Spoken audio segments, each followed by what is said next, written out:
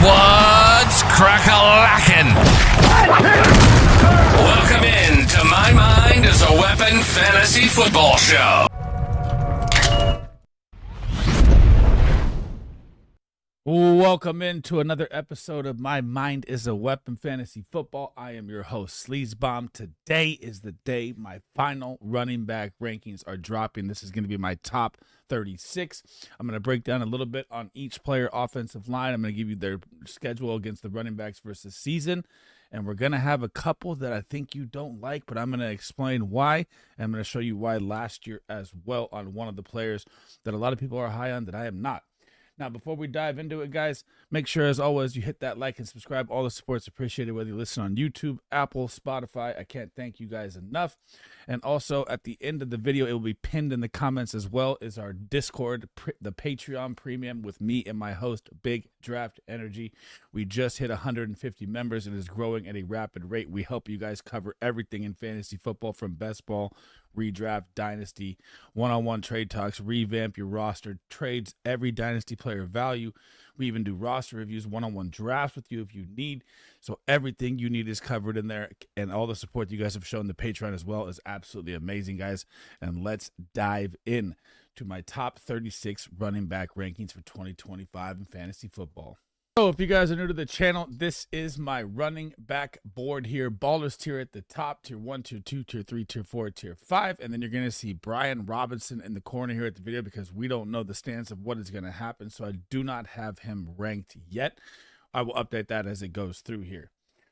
Now, I'm going to break down the PFF rank for the offensive line and the PFF running back schedule rank as well, which play a huge factor into my rankings also as well with the offensive line. So, number one this year, I am going to be riding the Bijan Robinson train, and they also have the number one easiest schedule for running backs this year, according to Pro Football Focus. Like I said, I'll use that for every single team, so I'll say it once and it will carry over. The Falcons' offensive line also ranks in the top 10 at number 8. Bijan is going to absolutely feast this year. Now, if you wanted to go Jahmyr Gibbs as well, who is going to be my running back too. And I do think that you're going to see a lot more Jahmyr Gibbs this year than you're going to see David Montgomery, because this man is just so damn good when he's on the field.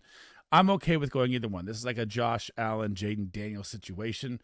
I'm fine with either one of them if you want to. So, you know, if you want to throw arguments in there, you can. I can't argue back. I love both these guys so much. But the Lions also have the number 32 dead last toughest schedule according to running back rankings. So that's a little minus point there. The Lions also are coming in at number 13 on the offensive line. Now, number 3, there's a lot of hatred towards Saquon Barkley. He is facing so many curses this year. You know, 400 plus touches, the Madden curse. If there's anyone that could overcome it, it is Saquonda forever.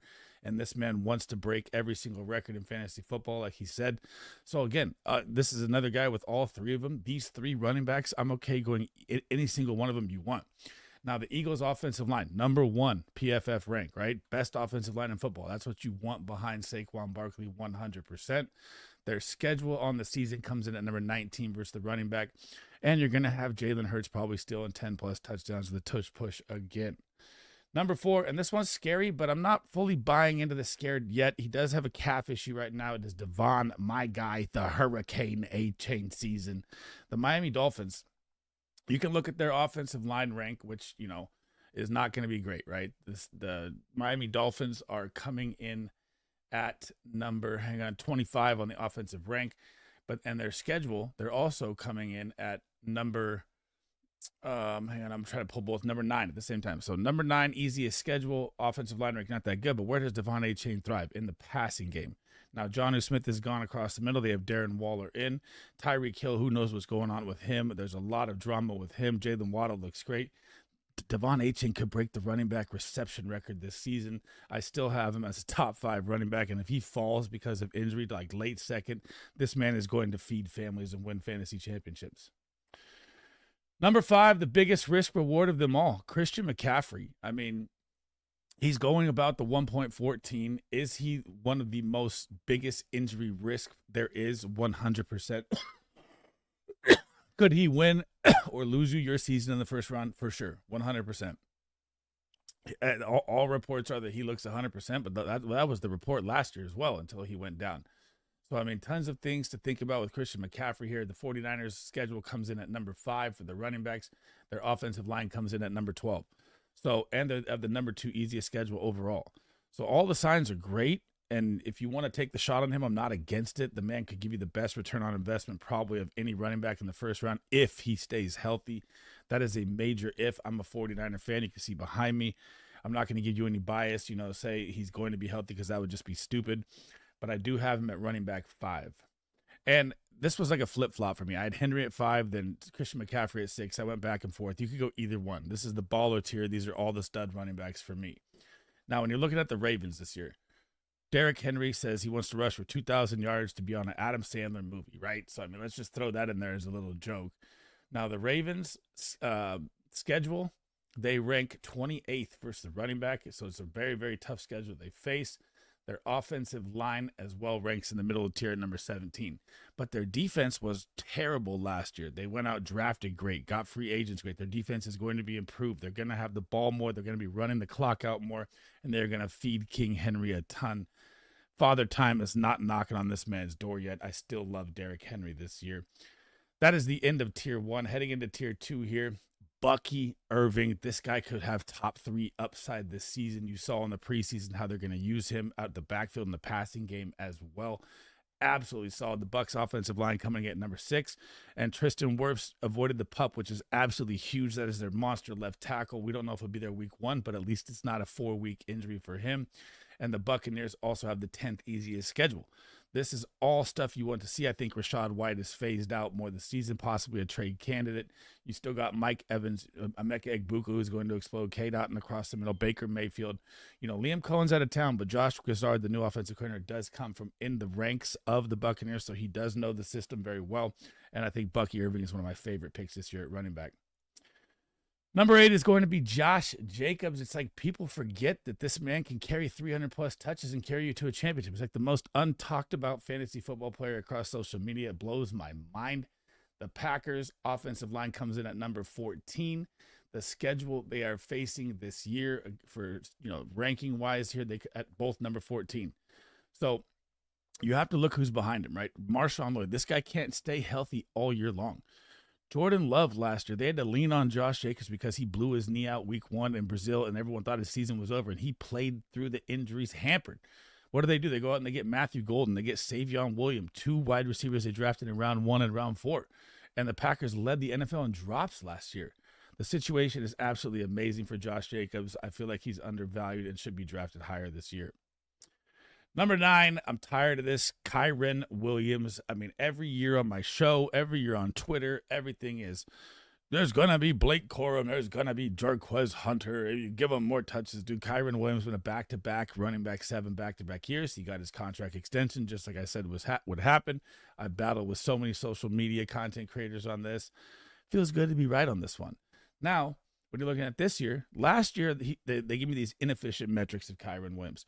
Their offensive line, if you had seen the movie Invincible with Mark Wahlberg, they were pulling guys off the street to play their offensive line for the Rams last year. There was so many injuries.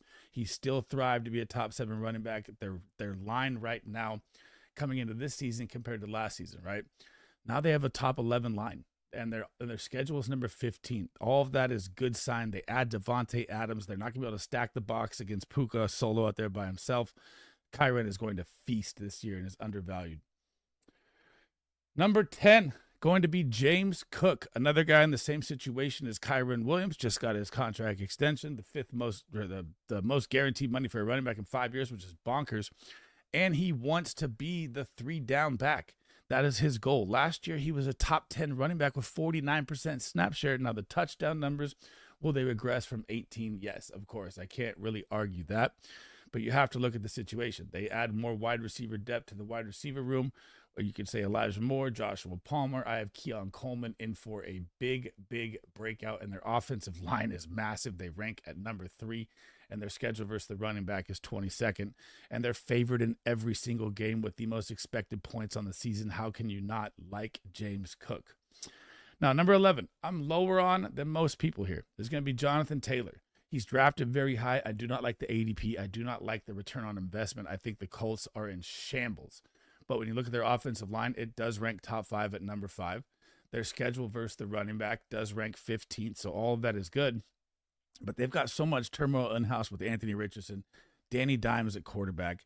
How many games are they really going to be leading? They lost 2 stud linemen to the Vikings in the offseason. Now they're playing 2 rookies there as well. And you got to look at Jonathan Taylor. The man hasn't had over 28 receptions in 3 years. He doesn't get receiving work when they play from behind. That is going to be DJ Giddens. This is why I am lower on Jonathan Taylor this year, but I still have him at number 11 because he's very streaky, man. When he gets going, he can rumble for 30 points 3 games straight. I'm just afraid of it this year. Number 12, the darling of everyone's fantasy football right now, Chase Brown. He's still going too high at ADP for me. I know that the Bengals and everyone's excited that they're going to have to score 50 points a game, which their defense sucks. I get all of that. They don't even have Trey Hendrickson figured out yet. At least they got Stewart figured out there on the offensive line. They're about to lose their first-round pick, so that's nice to see Shamar out there. But when you look at the Bengals, their offensive line ranks 31st. You saw the preseason game. You saw Joe Burrow get sacked 50 times in 2 drives. It was crazy. I can't believe they left him out there. When you're looking at their schedule on the year, the Bengals running back schedule that they're facing is ranked at 18th. And you saw Taj Brooks, who the rookie has looked great. So, I mean, if anything happens to Chase Brown, that's one of the best handcuffs you could get. And if you're drafting Chase Brown, I do recommend to get Taj Brooks. I still have Chase Brown at 12. I like him a lot. Obviously, he's in my tier 1. I just don't like how his ADP's fluctuated up so high with a very bad offensive line. Heading down to tier 3, I am not a crazy man that likes the rookie right away. Like, I've seen people put Ashton Genty in the top 5 running backs. I think they're absolutely out of their mind. Now, the Raiders system is going to be run-heavy favored, right? You've got Pete Carroll coming in, Chip Kelly. They run a 60% offensive scheme. But the Raiders' offensive line, guys, comes in ranking right now currently at 18. Their schedule on the season comes in ranking at 23. They play in a very tough division. Sorry, I've had this cough that's just killing me over the past couple weeks. And do they bring in Jack Beck and Dante Thornton to help their offense? Yeah, that could open up some passing lanes. Geno Smith as well to go along with the stud Brock Bowers and Jacoby Myers. I just, like last year when I was told about Blake Corum and Benson for the rookies, I don't like to put them over the actual people that have done it in the NFL ahead of them. Like, if you could try and tell me that Ashton Genty would beat up any of these guys in front of me, I would say you're crazy. That's why I have him here at 13. Number 14, Alvin Kamara, the most underrated player in fantasy football. It seems like every year ADP just doesn't catch up with him, and it makes no sense to me. And in this situation with the Saints have right here, like, they're playing for nothing. Their quarterback situation is rough. Their offensive line ranks 22nd, so not great there. The schedule they play against, though, ranks 2 versus the run. So that's a great sign there. And when you're looking at the dump offs for security blankets for the quarterbacks, this is another situation like Devon Achane where Alvin Kamara could literally break the receiving record this year. And another note that I've tweeted out a bunch of times is this man's 30 years old. The Saints aren't playing for anything. A contender may need a running back down the stretch here. What if Alvin Kamara ends up on a contender team down the stretch? He is going to win you fantasy championships and one of my favorite draft picks this year. Number 15, Amarian Hampton goes to the Chargers in the Jim Harbaugh run system with a top 10 offensive line ranking at number 10. They pick up Mekhi Becton as long as to go with Joe Alt. They're going to run the ball heavy one side. Those 2 absolute studs. Now, the Chargers' schedule versus the running back is coming in at number 29. Again, very tough. They play in the AFC West. They get very tough run games against the, you got to think about the Chiefs and Broncos twice already right there. Those are 2 top rundies. Now, Najee Harris with the eye. We don't know what's going to happen with him there, but there has been alluded to from the coach himself that this is going to be a committee running back all year long. Am I buying that? No, I think it'll be 65-35 Amarian Hampton, maybe 60-40, 50-50 at the gates. But still, again, this is another rookie where I see people rank way too high. Number 16 is going to be Kenneth Walker, and we are going to pull up both of them here. And I forgot to do this with Breece Hall as well, so let me jump down here. I don't have Zach Charbonnet up here. My bad. So with Breece Hall, I forgot during the Breece Hall. Oh, never mind. Whoop, we're going ahead of ourselves here. We're panicking. So with Kenneth Walker, there has been alluded to a 1A, 1B with Zach Charbonnet, right? And Zach Charbonnet's looked great in the preseason. Again, it's preseason. Everyone's been excited about Clint Kubiak and this new offensive line and how they look in the preseason. They're playing against practice squad guys. So, I mean, here's the PFF rank for the Seattle Seahawks offensive line. It's 30th. That's third worst. It's going to be rough. I'm not fully bought into it. Kenneth Walker's never played a full season healthy out there. If he could put together 17 games, so this guy's one of my favorite running backs to watch. That's for damn sure. I'm just very, very afraid with Sam Darnold at quarterback and this offensive line being a nightmare that they're going to really, really, pound the run like you're watching in the preseason. But their schedule versus the running back does come in at number 7. That's good to see there. Number 17, man, I want to rank this guy higher and higher every time. It is Trayvon Henderson. Shout out Big Draft Energy. I mean, this guy is going to be a league winner in fantasy football. And he is so hard to ADP rank now because every single week he is flying up the boards. I've seen him gone in the early end of the second in some drafts now. And you've already seen Ramondre Stevenson, Antonio Gibson, their little, coach speak interview where they're talking about how they're going to split the backfield touches the backup backfield touches because this man is an absolute superstar. Now, the Patriots offensive line, not great, ranks 29th. Their schedule on the season versus the running back does rank number 8, so that's good there. But this guy can do it in the passing game as well. You've seen the wheel routes. You've seen his speed. You've seen his explosion. I mean, God, I love draft. This is your league winner, man. I'll leave every draft with this guy, in my opinion. Number 18, the old man, James Conner. Will he stay healthy, age 30? I liked it last year. I'm kind of scared this year, and this is a Chase Brown kind of situation for me. If I draft James Conner, I got to make sure I got Trey Benson as the handcuff, man. You just have to. Now, when you're looking at the Cardinals' offensive line here, they are going to come in at number 16, middle of the pack. Their running back schedule is 4th easiest. That's great to see there. Do we trust Kyler Murray to break out with Marvin Harrison, with Trey McBride? I'm a little lower on Kyler. I mean, I have him at number 10, I believe, in my QB rankings, but it's very scary. I mean, I feel like he's playing for his, career here. Or could he be traded to, next year? Possibly. But James Conner, still efficient, still the guy. Just make sure I want to handcuff him as well. Number 19, one of my favorite values in fantasy football, Chubba Bubba Hubbard, my guy this year. I've drafted him in almost all 3 of my redrafts I've had so far. I will have a couple more drafts live this weekend as well. Now, the Panthers' offensive line guys ranking number 11th. Their schedule on the year ranking number 6. That's 6th easiest.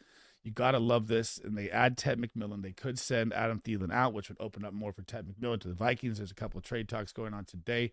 Rico Dowdle's not going to touch this guy. Trevor Etienne's looked better than Rico Dowdle in the preseason, but it is preseason again. And I'm all in on all the Panthers this year, man. I like the breakout. I like the second year Dave Canales. I think they're going to be meshed more in the system. And I think Chuba is very undervalued. Here we go. Here's the guy that's going to draw a lot of heat. And I've been out on this guy for 2 years straight now. And you got to think about this as well. And all this looks good, right? So I really can't argue much of this, without it. And I'm going to pull up. Hang on. Let me get signed in here. I hope it doesn't slow me down.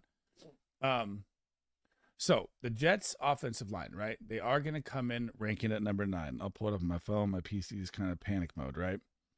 So their schedule versus the running back as well is number 3. So everything looks amazing, right? You're like, why would you not like Breece Hall? So last year, when you look at it, Breece Hall was going off the board ADP 1. Where did he finish? Nowhere near that, right?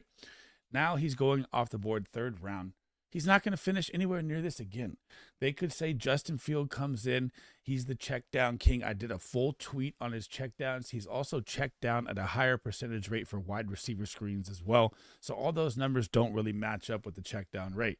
Now they bring in Aaron Glenn from Detroit, who has already alluded to a 2-headed monster. You've already seen how much I love this man right here. This is the man I would rather draft at value all day, every day in the drafts this year. It is going to be Braylon Allen. He is going to be the goal line back. He is going to see probably more touchdowns than Breece Hall. If the Jets get to the red zone is the thing. I mean, I'm all in on Garrett Wilson. We'll get to that in my wide receiver video. But when you're looking at this, Breece Hall's in a contract year as well, right?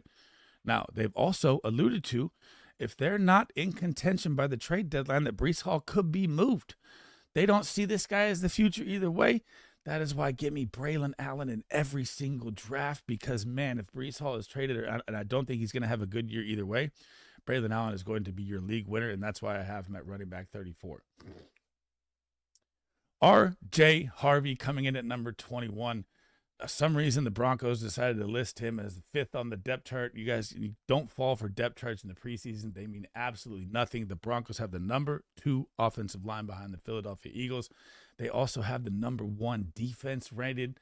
I mean, they're going to get the ball at will, but they do face a very tough running back schedule coming in at 31. Again, when you play in the AFC West, that run D is all very nasty across the board. They face 6 tough games in division. I don't think J.K. Dobbins is going to do much. Will he be a rotational piece? Possibly. Sean Payton likes to rotate a lot of running backs. You know, there's been trade rumors on Audric Estime, Jaleel McLaughlin, still kind of a scat back as well. I think it's going to be R.J. Harvey's job, but I'm not fully reaching for him. I think he's kind of fair value where his ADP is. Number 22, DeAndre Swift. And this is very, very underrated, especially with the Bears offensive line coming in at number 4 on the season.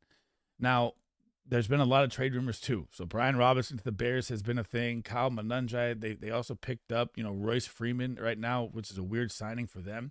So who knows if someone's on the move for the Bears. But if DeAndre Swift is the guy that's out here, I mean, he's a pass-catching back as well. Their running back schedule comes in at 24. There's a lot of mouths to feed, though, in this offense. Could he hit another 1,000 yards? Possibly. New Ben Johnson scheme, but they like to use two-headed monsters. We don't know if it's going to be Roshan, Manunjai, how it's going to work. I like Swift at value. I just, he's one of those scary guys for me every single time. David Montgomery coming in at 23. We talked about the Lions already. Tony Pollard coming in at 24. And to touch on David Montgomery real quick, I do think he's going to be used less this year than last year with Ben Johnson out of town. I just really do. Now, Tony Pollard, this one coming in at 24 is very interesting right now because currently Tyjae Spears is down with a high ankle sprain, and we all know his concussion history. And you got to look at the situation for the Titans here, right? So the Titans currently right now, with their schedule coming up against the running backs, they are coming in at number blah, blah, blah, blah, blah, blah. Let me find them here. Of course, pausing for a second. Titans come in at number 17. Their offensive line is, well, dude, last year this guy rushed for 1,000 yards behind one of the worst offensive lines. Now their offensive line comes in at 24. So what did they do? They went out and they got Kevin Zeitler, great guard on the right side from the Lions. They went out and got David Moore Jr. from the Steelers, great left tackle as well, to go along with their 2 first-round picks that are up and coming and developing. Now, they also controlled the ball, time of possession a lot last year. They bring in Cam Ward. The Will Levis project is over. Mason Rudolph was their quarterback last year. And Tony Pollard still put up 1,000 yards. Think about everything I just said.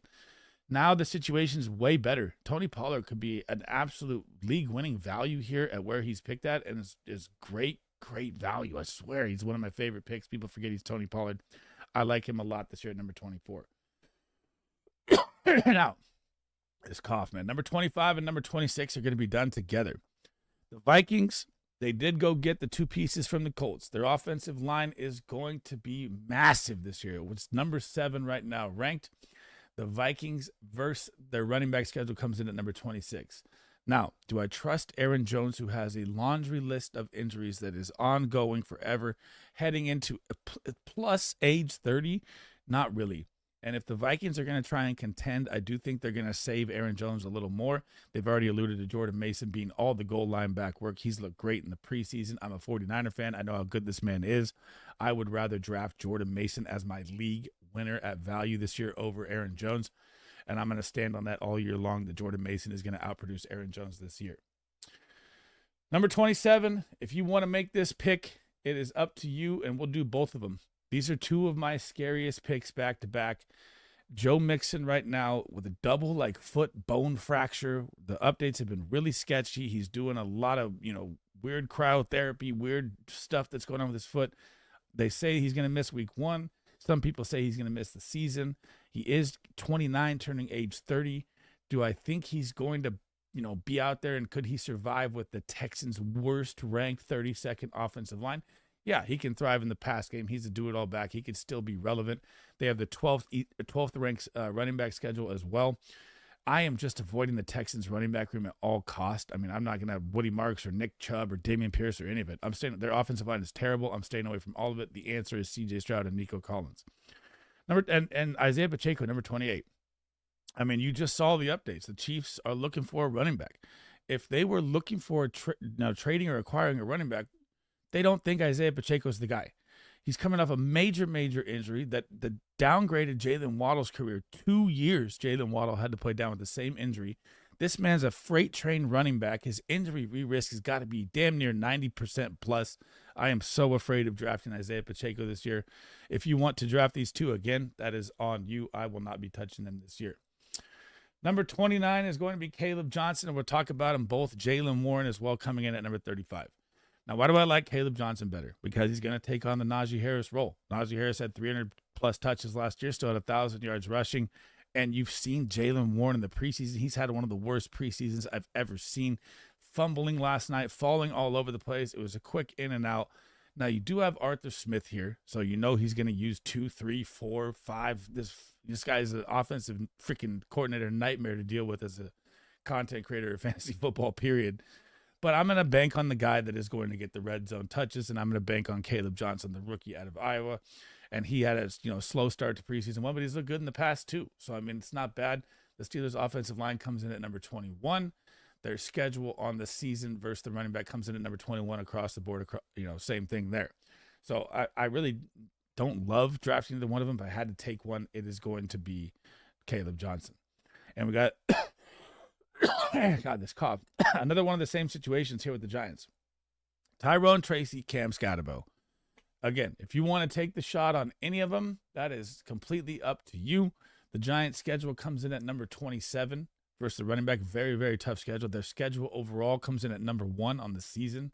Their offensive line comes in at 28th. All of this is terrible. I would love to see Jackson Dart out there. This is one of the reasons I don't want to see Jackson Dart out there, because their schedule and their line. If you want to take either one of these guys, up to you. They both can thrive in the passing game. The running game is going to be very tough. They will be playing from behind most of the year. Could the passing volume be there? Yes. Again, I don't love it. Probably staying away from each one. Number 32, I got to talk about this guy. Javonte Williams is a starting running back currently for the Dallas Cowboys. We'll see how Jaydon Blue does in the preseason game coming up here, because we finally get to see his debut. I'm not buying in any Miles Sanders. I'm probably not drafting Javonte Williams either. I think the Cowboys are going to be full passing attack. Their offensive line comes in at 23, and their running back's strength of schedule comes in at 25. It's going to be rough. They're going to be pass heavy galore. And the pass heavy back, the electric player they have is Jaydon Blue. So you can draft him as like your RB4 as a spot play if you need. I mean, they play the Eagles week 1 opening night NFL. It could be over for him real quick as a starter. Number 33, and Travis Etienne, I don't know what to do here, man. And I don't know what to do with the Jags running back room. They come out preseason 1, Etienne's the guy. Then game 2, Tank Bigsby's the guy. Liam Cohen drafts by Shell Tootin. Could there be a trade rumor between any of them? Yeah, there could be. I mean, I've said on stream multiple times, I expect Travis Etienne and Breece Hall to be major trade assets before the deadline. But again, that's speculation. I don't know that's going to happen ahead of time. Do I trust, Jaguars offensive line ranks 26? Not great. Their schedule's middle of the pack at 16 versus the run. And you got Travis Hunter now, and you got Liam Cohen. I think this is going to be a pass-heavy attack, kind of like the Cowboys. I don't like drafting ETN. I know it's a big name. I'm staying away from it this year. And last but not least, this was for the chat yesterday as well that we're in stream. They wanted my Quinshon Judkins breakdown of why I'm staying away from Quinshon Judkins. Now, he survives the court case. The charges are dropped. But the NFL is not done. The Browns are not going to sign him until they know anything that the NFI investigation does. So when you're looking at the Cleveland Browns this year, and this is going to be about 1 to 2 minute breakdown here, their offensive line comes in at 27th. They are probably playing for nothing with a 40-year-old quarterback starting with Joe Flacco. Make that make sense why they're not seeing what they have in their young guys. This franchise is one of the worst ran franchises, in my opinion. I could run this shit better. Now, their schedule on the season as well comes in at number 13. Now, here's what you have to look at. So we don't know what his contract's going to be. We don't know if he's going to be signed. We don't know when he'll be out there. We don't know the investigation. And I see people draft him in the fucking 6th round. Sorry for the F-bomb. It's crazy. Do not draft this man in the 6th or 7th round. His cutoff should be 12th or 13th. It is a major risk. You could lose so much value in the 6th, 7th round that you could actually get on your starting roster instead of taking a gamble on the rookie hype that's got you lost. Do not do it. The Browns are going to be playing from behind 80+% of their games, maybe even more. He's not a receiving back. Jerome Ford has been in Stefanski's system. Dylan Sampson is a better receiving back as well. How many offensive touchdowns are they going to score? What are we doing here, guys? You have to be smart in these situations. Quinshon Judkins should not be touched until at least round 10 plus. For me, it's 12, 13. That's where you take the shot on him. Do not waste your early roster picks. That is how you lose fantasy football. Trust me on this one. That's why he's my running back 36, and I will have 0 of Quinshon Judkins in the redraft. And I haven't even really tried to buy any in Dynasty yet because domestic violence the NFL doesn't mess around with, man. So, and again, I leave Brian Robinson here in the window because I don't know what's going on with him or the Redskins Commander situation. They still got Eckler, they still got Ja'Cory Krosky-Merritt, and they just named Chris Rodriguez their goal line back. So I'm staying away from the Commanders in this rankings. Thanks for rocking with me today, guys. That is the end of the episode. As always, on your way out, make sure you tap that like and subscribe. All the support's appreciated. And again, make sure you guys check out the Guys FF Patreon. It is here to help you guys all year long in fantasy football. I cannot thank you guys enough for all the support. My next video is going to be my wide receiver rankings, guys, and I'm trying to get them all out today, so I might even get my tight ends as well, so you guys are ready for your drafts if you have them this weekend. And that is it for me, man. Sleaze Bomb out. I'll catch you guys in the next one.